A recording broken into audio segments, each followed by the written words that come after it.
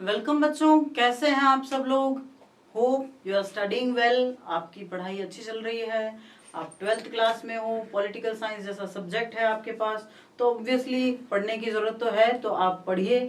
साथ साथ में जब हम पढ़ रहे हैं तो आप साथ साथ ही नोट्स बनाते रहिए। जो भी हम आपको यहाँ पढ़ा रहे हैं उनके नोट्स जरूर बनाइए। तो आज भी पेन और पेपर ले लीजिए और हम जो है वो चैप्टर सेकंड हमने शुरू कर लिया है, जो है कि है शीत युद्ध का अंत। शीत युद्ध का अंत देखो, शीत युद्ध की बड़ी शानदार पृष्ठभूमि हमने पढ़ी। शीत युद्ध में क्या हुआ ये देखा, घटनाक्रम कैसा रहा, गुट निरपेक्ष देश क्या थे, उसके बाद में भारत की उसमें क्या भूमिका रही, वो सब हमने पढ़ लिया है। शीत युद्ध का अंत जो हुआ उसका भी परिचय वाला वीडियो बन चुका है, आ चुका है। आपने अगर नहीं देखा है तो एक बार पहले वो देखिए, क्योंकि जब तक आप उस चीज की पृष्ठभूमि को, उसके बैकग्राउंड को नहीं समझेंगे तब तक आपको बाकी की चीजें समझ आने में थोड़ी दिक्कत हो जाएगी। तो आप एक बार पहले वो देखिए कि किस तरह से शीत युद्ध का अंत हुआ, उससे क्या क्या जो है वो उसके कॉन्सिक्वेंसेस रहे, वो सब हम आज पढ़ेंगे। लेकिन उसका बैकग्राउंड एक बार आपको पहले पता चल जाएगा। तो आज हम पढ़ रहे हैं प्रॉपरली, जो भी पढ़ रहे हैं। देखो आज की क्लास बहुत ज्यादा इंपॉर्टेंट है। आपके इस चैप्टर में जितने भी इंपॉर्टेंट फैक्टर्स हैं, बल्कि जो शानदार क्वेश्चंस बन रहे हैं, उन सब के सॉल्यूशन आज की इस क्लास में है। क्वेश्चन आंसर हालांकि हम करेंगे बाद में, लेकिन आज जो पढ़ा जाएगा वो बहुत ही जरूरी फैक्ट्स और डेटा जो है वो कलेक्टिव है। तो सबसे पहले हम पढ़ेंगे कि गोबार्चोव और यूएसएसआर का विघटन। गोबार्चोव आपने नाम बहुत बार सुन लिया है, मिखाइल गोबार्चोव की हम बात कर रहे हैं, जिन्होंने सबसे जरूरी चीजें जो भी यूएसएसआर के लिए थी वो अपनाई, यानी कि जो आर्थिक उदारीकरण और सुधार की नीतियां जो थी वो गोबार्चोव द्वारा लाई गई थी। इनको आप ऐसे समझ सकते हो कि जब शीत युद्ध चल रहा था तो विश्व दो विचारधाराओं में बटा हुआ था। ये आप 1000 बार सुन चुके हो, लेकिन ये मैं बार बार क्यों बोलती हूँ, ताकि ये चीज आपके दिमाग में घर कर जाए। आपको कहीं भी लिखना पड़े ना तो आप बैकग्राउंड के रूप में इसे लिखना जरूर है। तो इसलिए अगर आपको बार बार ये चीजें सुनाई जाती है ना, तो आप बिल्कुल भी ये नहीं हो, टेंस नहीं हो कि एक ही चीज पढ़ाई जा रही है, बल्कि हर चीज के बैकग्राउंड में, हर घटना के भूमिका में वही चीजें कहीं ना कहीं शामिल है, इसलिए आपको बार बार बताई जाती है। तो जो हमने देखा था कि दो तरह की विचारधाराएं थी, एक तो थी पूंजीवादी विचारधारा और दूसरी थी साम्यवादी विचारधारा। साम्यवादी विचारधारा का कौन था? साम्यवादी विचारधारा यूएसएसआर और पूंजीवादी यूएसए।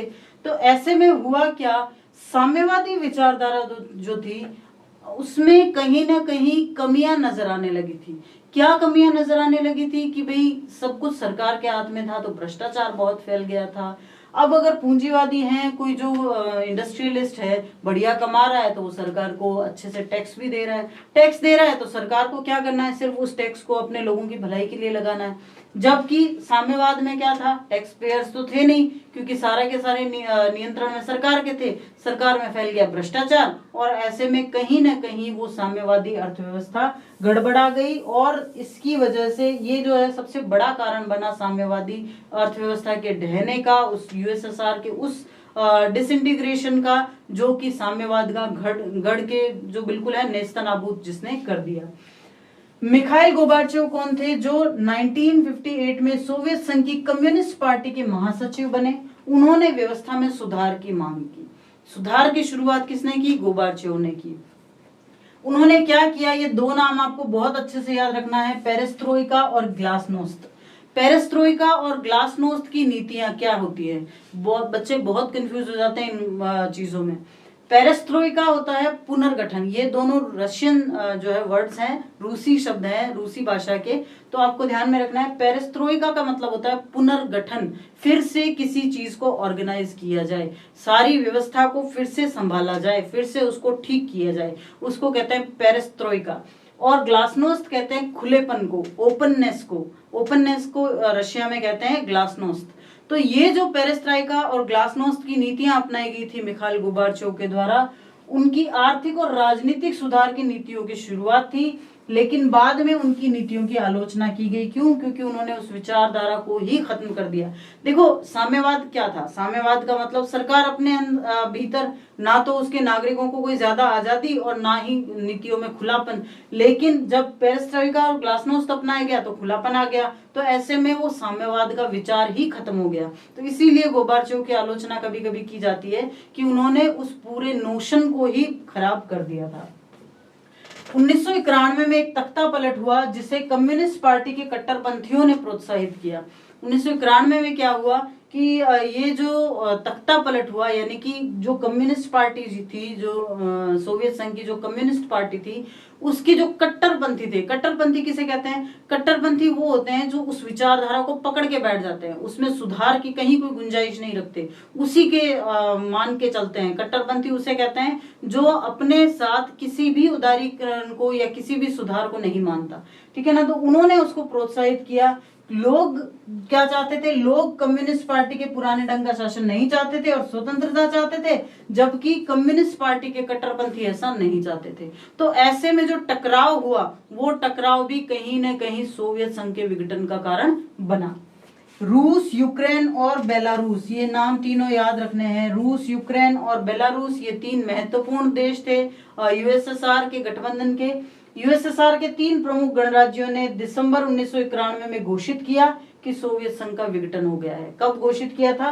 दिसंबर 1991 में। आपको ये याद रखना है। किस किस ने? रूस, बेलारूस और यूक्रेन, ये तीन यूएसएसआर के सबसे महत्वपूर्ण घटक थे और इन तीनों ने मिलकर दिसंबर 1991 में ये घोषित कर दिया कि यूएसएसआर, या जिसको हम सोवियत संघ कहते हैं, उसका जो है विघटन हो गया है। और 15, जो हमने पिछले वीडियो में देखे थे ना, 15 नए देश बन गए थे और जो 7 देश जो अलग थे पूर्वी यूरोप के, वो तो खैर अलग होने ही थे इस गठबंधन से, और 15 नए देशों का निर्माण हुआ। पूंजीवाद और लोकतंत्र को सोवियत गणराज्यों के बाद के आधार रूप में अपनाया गया। मतलब जो सोवियत से अलग हुए देश, उन्होंने भी पूंजीवाद को अपनाया, किसी न किसी तरह लोकतंत्र को अपनाया, और फिर वो भी उसी रास्ते पे चल पड़े। तो इस तरह ना सिर्फ यूएसएसआर का विघटन हुआ, ना सिर्फ सोवियत संघ का विघटन हुआ, वो टूटा, बल्कि उसके साथ साथ साम्यवाद का जो गढ़ था वो भी ढह गया। Mikhail Gorbachev, who had become General Secretary of the Communist Party of the Soviet Union in 1985, sought to reform the system. He introduced economic and political reform policies of Perestroika and Glasnost. Perestroika refers to restructuring and Glasnost refers to openness. But later his policies were criticized. A COP took place in 1991 and was encouraged by Communist Party hardliners. The people did not want the old style rule of Communist Party and wanted freedom.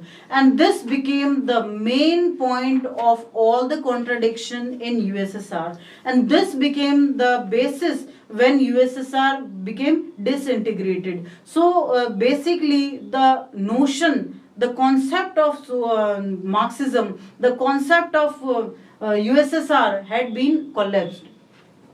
Russia, Ukraine and Belarus, the three major republics of USSR, declared in December 1991 that the Soviet Union was disintegrated. Capitalism and democracy were adopted as the basis of the post-Soviet republics. तो ये वो चीजें हैं जो Mikhail Gorbachev के सत्ता में आने के बाद संपन्न हुई, जिसकी वजह से यूएसएसआर का विघटन हुआ। आप एक बार अच्छे से इनका स्क्रीनशॉट ले लीजिए, क्योंकि ये बहुत ही महत्वपूर्ण बिंदु है जिनको आपको हमेशा ध्यान में रखना है।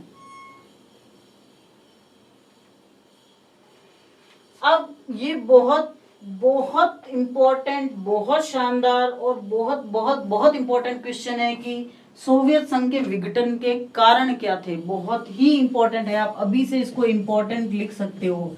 ये क्वेश्चन किसी न किसी तरीके से जरूर पूछा जाएगा आपसे, चाहे तो बड़े क्वेश्चन का हिस्सा हो, चाहे अलग से क्वेश्चन पूछा जाए, ये क्वेश्चन जरूर ही आएगा आपके पेपर में। सोवियत संघ के विघटन के कारण क्या थे? किस तरह से हम डिस्क्राइब कर सकते हैं कि क्यों हुआ यूएसएसआर का विघटन? जिसने पूरी दुनिया में दूसरा ध्रुव बना दिया था, जिसने बायोपोलैरिटी का निर्माण किया था, जिसने पूरी दुनिया में लाल आतंक फैला दिया था, जिसको हम लाल आतंक कहते हैं ना, क्योंकि लाल रंग इनका परिचायक माना जाता है साम्यवाद का। तो ऐसा क्या हुआ कि ये शानदार विचारधारा, महानतम जो साम्यवाद का गढ़ था, वो ढह गया? उसके कारण क्या थे? पहला कारण तो था कि सोवियत व्यवस्था में राजनीतिक और आर्थिक संस्थानों की आंतरिक कमजोरियां लोगों की आकांक्षाओं को पूरा करने में विफल रही। जब कोई राजनीतिक व्यवस्था गठित होती है, जब कोई आर्थिक व्यवस्था गठित होती है, जैसे एग्जाम्पल आप हमारे देश का ही ले लीजिए, हम अपनी सरकार से कुछ आशाएं रखते हैं, कुछ एक्सपेक्टेशंस रखते हैं। अगर सरकार उन एक्सपेक्टेशंस को पूरा नहीं करती तो क्या होता है? तो लोगों में असंतोष पैदा होता है। हम अपनी सरकार से या हम जो इकोनॉमिक इंस्टीट्यूशंस हैं उनसे भी कुछ एक्सपेक्टेशन रखते हैं कि भाई जो आप अभी का एग्जांपल ले लीजिए, पेट्रोल के दाम बढ़ते जा रहे हैं, तो ऐसे में जनता में कितना ज्यादा असंतोष है ना? तो वो असंतोष सरकार के विरोध के रूप में काम करता है। तो वहीं जब सोवियत संघ में इस तरह से सारे के सारे उत्पादन के साधन सरकार के हाथ में आ गए, तो सरकार में जो लोग बैठे थे, सरकार खराब नहीं होती, विचारधारा खराब नहीं होती, कोई कॉन्सेप्ट खराब नहीं होता, लेकिन सरकार में जो लोग बैठे थे उनमें भ्रष्टाचार व्याप्त हो गया, उनकी नीतियां ऐसी हो गई कि लोगों के साथ अत्याचार शुरू हो गया, उन्होंने ठीक से उन नीतियों को लागू नहीं किया गया जो आदर्श साम्यवाद के आदर्श के रूप में ली गई थी। तो ऐसे में क्या हुआ, लोगों में बहुत ज्यादा भयानक असंतोष व्याप्त हो गया। दूसरा प्रॉब्लम क्या हुआ कि जो देश अपने लोगों के हितों की रक्षा के लिए यूएसएसआर के साथ आए थे, वो इस गुट में शामिल हुए थे, उन्हें दिखने लगा कि जब ये अपने ही हितों की रक्षा नहीं कर रहे हैं तो हमारे हितों की रक्षा कैसे करेंगे? तो ऐसे में वो देश भी जो है बहुत ज्यादा विरोध की स्थिति में आ गए या असंतुष्ट हो गए थे। Internal weakness of Soviet political and economic institution failed to meet the aspirations of the people, and this is the first and major reasons why USSR been collapsed. ठीक है ना? सेकेंड रीजन है सोवियत संघ की अर्थव्यवस्था स्थिर हो गई थी। किसी भी जगह की अर्थव्यवस्था या इकोनॉमी से हम क्या एक्सपेक्ट करते हैं कि चाहे घटते दर से ही सही वो बढ़ता रहे। हम अपने शेयर मार्केट से हमेशा यही एक्सपेक्ट करते हैं कि शेयर मार्केट बढ़ता रहे। हम अपनी राष्ट्रीय जो विकास है उसमें यही चाहते हैं कि हमेशा उसका परसेंटेज बढ़ता रहे। लेकिन हुआ ये कि सोवियत संघ में जो अर्थव्यवस्था थी वो स्थिर हो गई थी। आप इसको ऐसे समझ सकते हो कि जब उत्पादन के सभी साधनों पर टोटल सरकार का अधिकार हो गया, तो ऐसे में नई टेक्नोलॉजीज, नई चीजें या फिर नए नियम या कुछ नवाचार लागू करने का कहीं कोई अवसर ही नहीं रहा। तो ऐसे में वो जो ग्रोथ थी वो भी कम हो गई या खत्म हो गई। सोवियत अर्थव्यवस्था ने अपने अधिकांश संसाधनों का उपयोग किसके लिए किया? परमाणु और सैन्य शस्त्रागार को बनाए रखने में किया। उन्होंने ज्यादा से ज्यादा अपना पैसा तो उधर लगाया, लोगों की भलाई में तो लगाया नहीं। तो हुआ क्या, वो अर्थव्यवस्था वहीं स्थिर होके रह गई थी। The economy of Soviet Union became stagnant. The Soviet economy used much of its resources in maintaining a nuclear and military arsenals. तो ये जो आर्सेनल्स के यूज से उसकी वजह से क्या हुआ, उनको जनता का जो वेलफेयर करना चाहिए था वो नहीं कर पाए।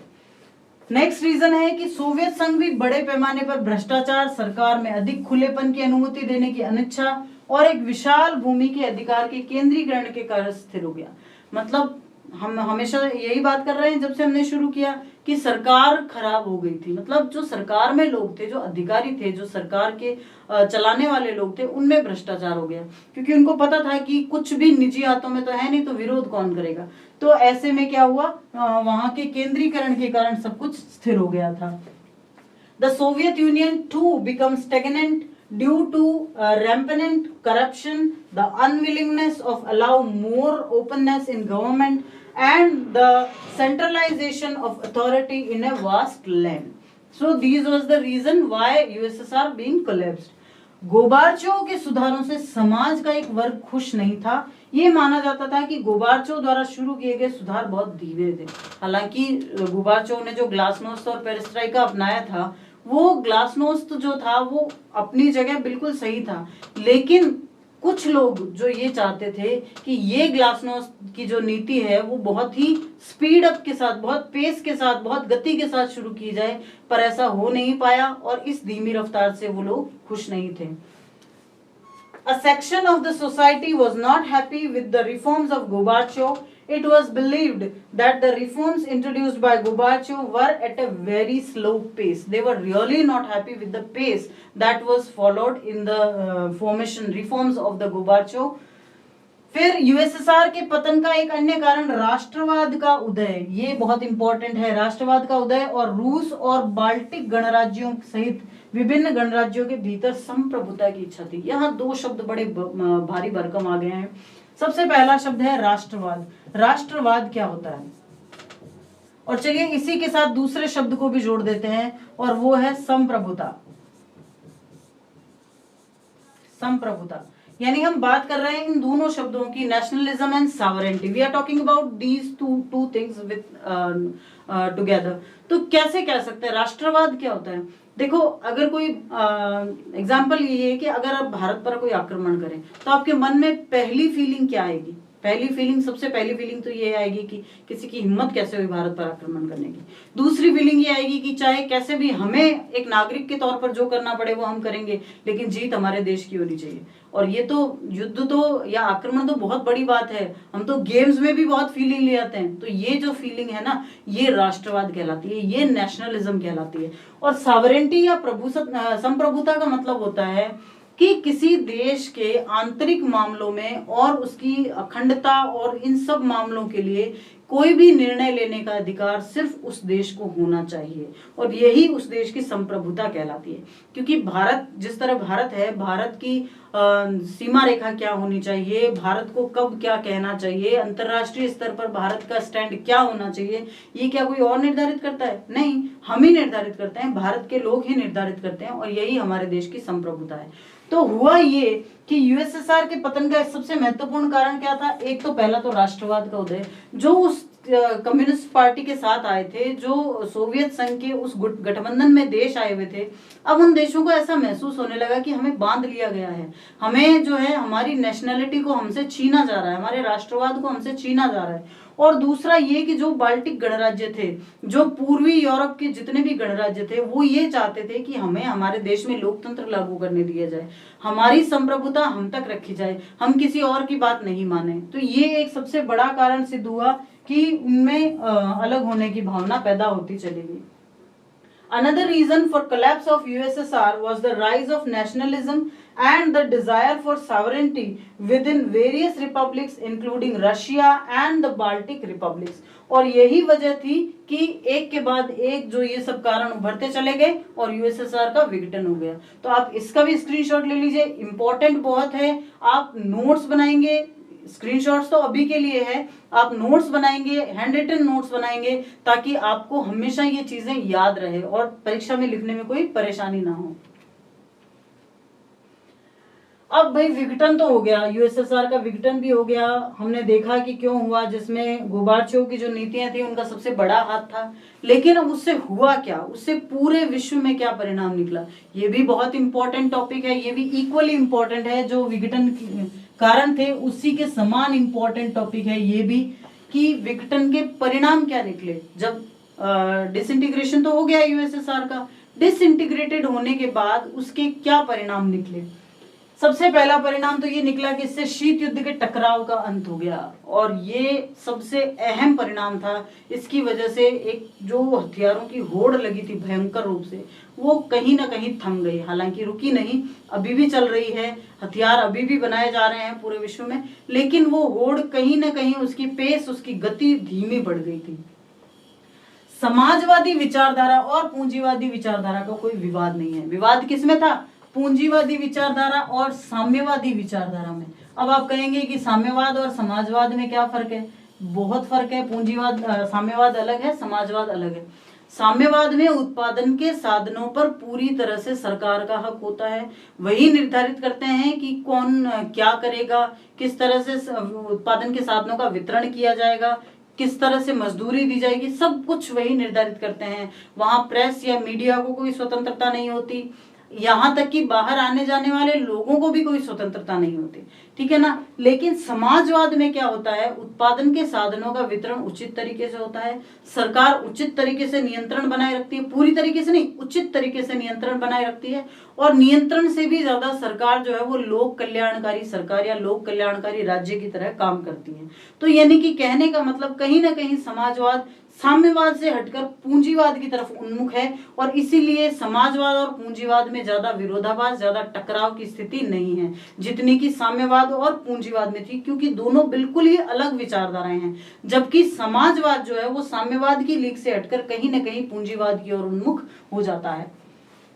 तो to let the world to end of Cold War was confrontation. There was no dispute of socialist ideology and capitalist ideology.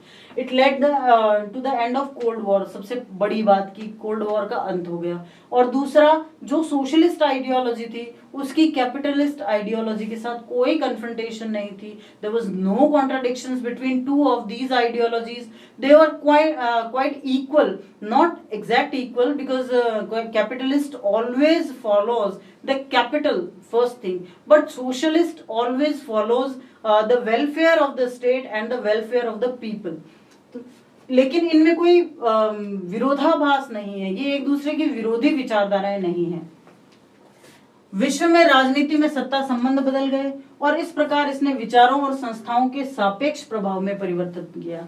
अब कई सारे देश जो हमेशा से दूर विरोधी रहे थे किसी भी प्रकार के गुटों में जाने से, ये वो, अब उनको पता चल गया कि भाई गुटबाजी तो खत्म हो गई, तो अब क्या करें, अब कहीं ना कहीं जब वो बड़ी सत्ता उभरी है उसकी तरफ झुकाव ही कहीं ना कहीं बहुत ज्यादा स्वाभाविक हो गया था। तो ये जो सत्ता संबंध थे ये सापेक्षता से बदल गए, मतलब बिल्कुल सामने दिखती बात हो गई कि अब कहीं ना कहीं सत्ता संबंध भी एक दूसरे से बदल जाएंगे।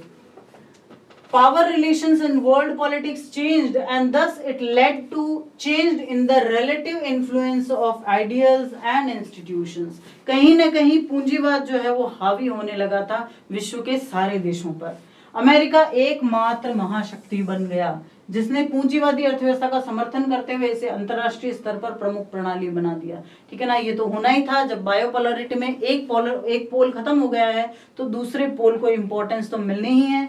The US became the sole superpower which also backed the capitalist economy, making it the dominant economic system internationally. तो ये सबसे बड़ा बदलाव हुआ पूरे विश्व में। सोवियत गुट के अंत ने कई नए देशों के उद्भव का मार्ग प्रशस्त किया, ये इंपॉर्टेंट है। 15 नए देश बने थे, हमने इनके नामों पर डिस्कस कर लिया है। 15 नए देश जो है वो बने थे इसके बाद, सोवियत संघ के विघटन के बाद। इन सभी देशों की अपनी स्वतंत्र आकांक्षाएं और विकल्प थे। The end of the Soviet block paved way for the emergence of many new countries. All these countries had their own independent aspirations and choices. ठीक है ना, तो अपने अपने अब देश बनाए, चाहे छोटा हो चाहे बड़ा हो, देश तो देश होता है, तो उसकी अपनी वैश्विक आकांक्षाएं होती है, उसकी अपनी एस्पायरेशंस होती हैं। तो उन देशों की भी वही सब कुछ जो है एस्पायरेशंस थी जिनके साथ उन्होंने आगे बढ़ना शुरू किया। अंतरराष्ट्रीय प्रणाली में कई नए खिलाड़ी उभरे जिनमें से प्रत्येक की अपनी पहचान, रुचियां, आर्थिक और राजनीतिक कठिनाइयां थी। The international system saw many new players emerge, each with its own identity, interests and economic and political difficulties. आप इसको एग्जाम्पल के रूप में भारत को ले सकते हो कि भारत जो है नाम देशों के नेता के रूप में उभरा, और ऐसे में भारत की जो महत्व है, उसका जो इम्पोर्टेंट है, उसकी जो मैटरशिप है, उसको अमेरिका जैसी बड़ी शक्ति ने भी स्वीकार किया।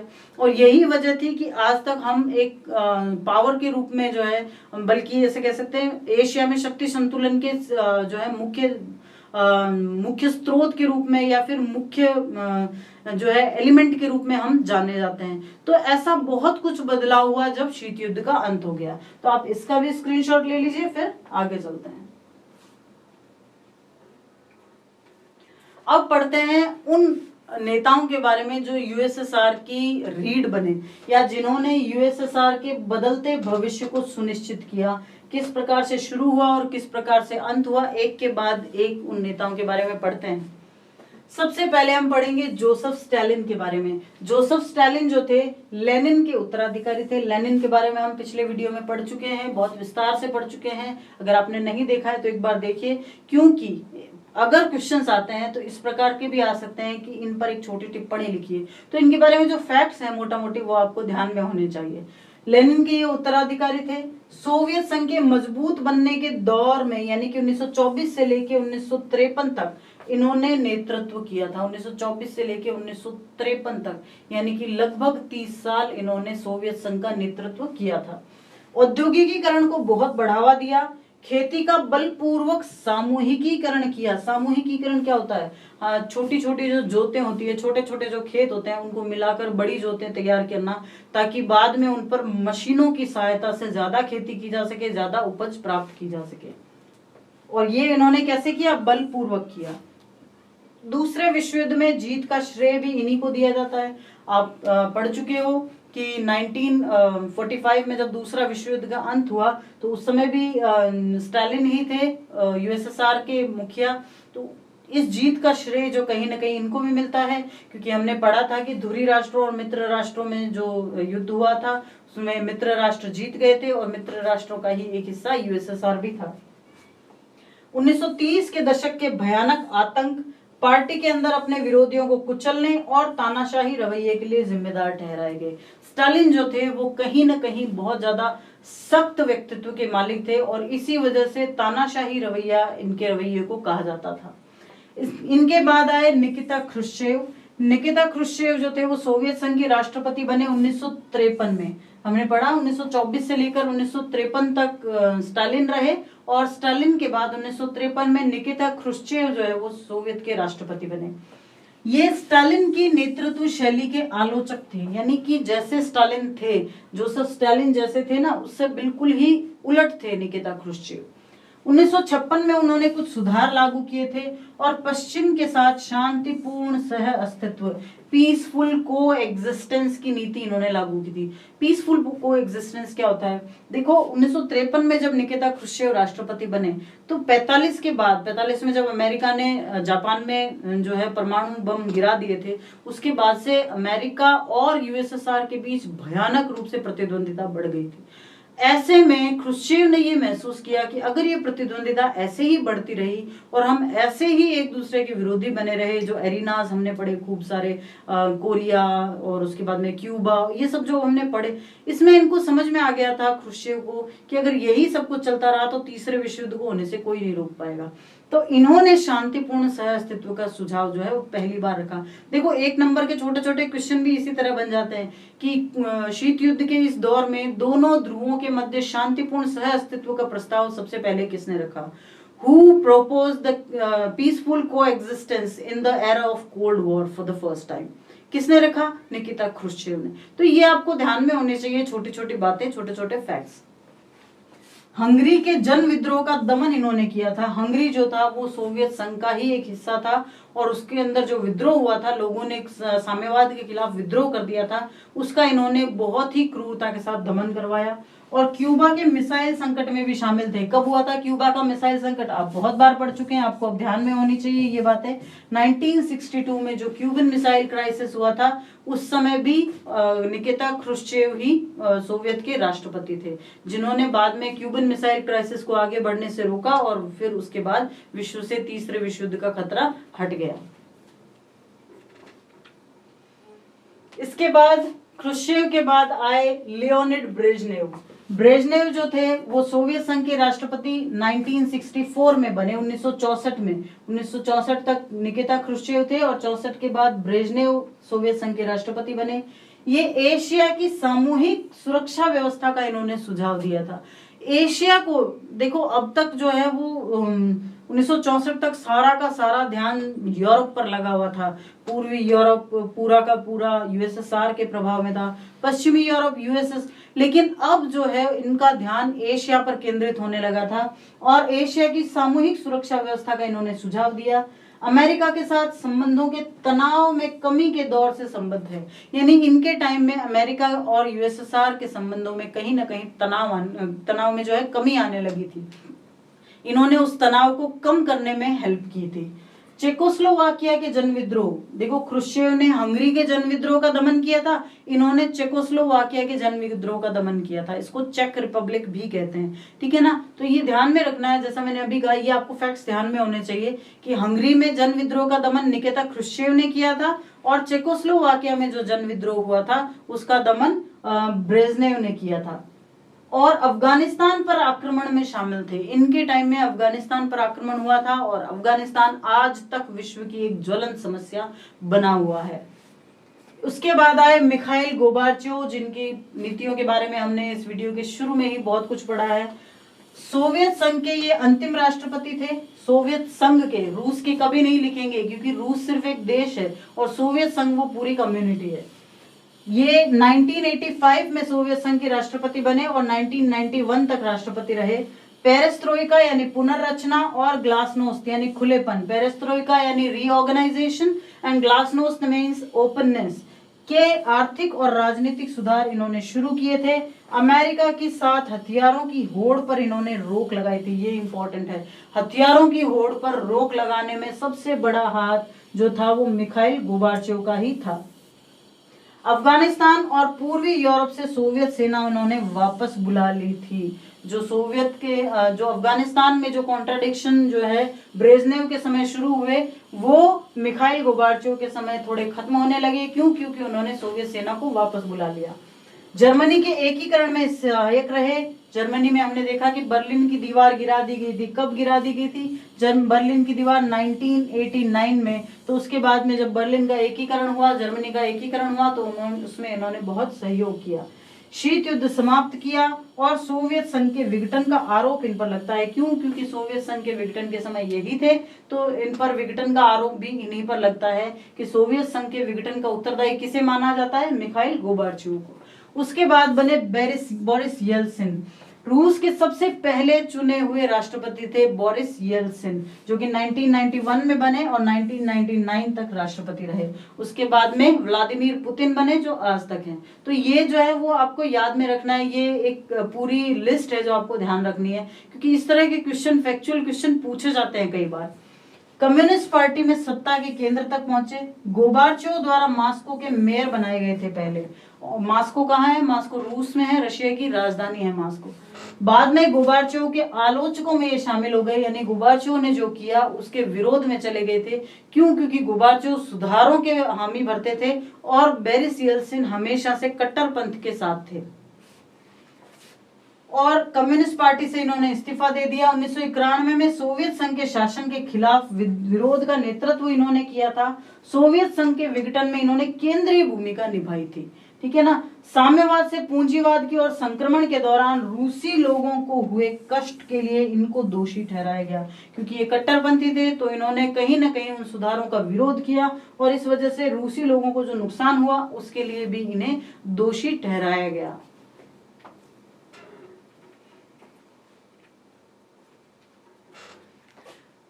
तो इस वीडियो में बस इतना ही। आपने देखा कि शीत युद्ध के खत्म होने के क्या कारण थे, उसके क्या परिणाम निकले, क्या प्रभाव पड़ा पूरे विश्व स्तर पर, ये सब आपने देखा। रूस के, यूएसएसआर के जो महत्वपूर्ण नेता थे उनके बारे में आपने जाना। हर लिहाज से देखा जाए ये वीडियो बहुत इंपॉर्टेंट है। बहुत ध्यान से आपको मैंने शुरू में भी कहा और अभी भी कह रही हूँ कि अपने पेन पेपर लेके बैठा करो, ताकि ये जो नोट्स आप बनाओगे ना, ये for the very long time will be print in your mind. तो ये आपके दिमाग में छप जाएंगे, आप भूल नहीं पाओगे अगर आप साथ साथ में नोट्स बनाओगे। तो पढ़ते रहिए हमारे साथ साथ। अगर कोई चीज समझ में नहीं आती है तो आप कमेंट बॉक्स में लिख दीजिए, हम कोशिश करेंगे कि आपको वहां जवाब दे सके या अगले वीडियो में आपके डाउट्स को जो है वो क्लैरिफाई कर सके। पढ़ते रहिए साथ साथ। Thank you.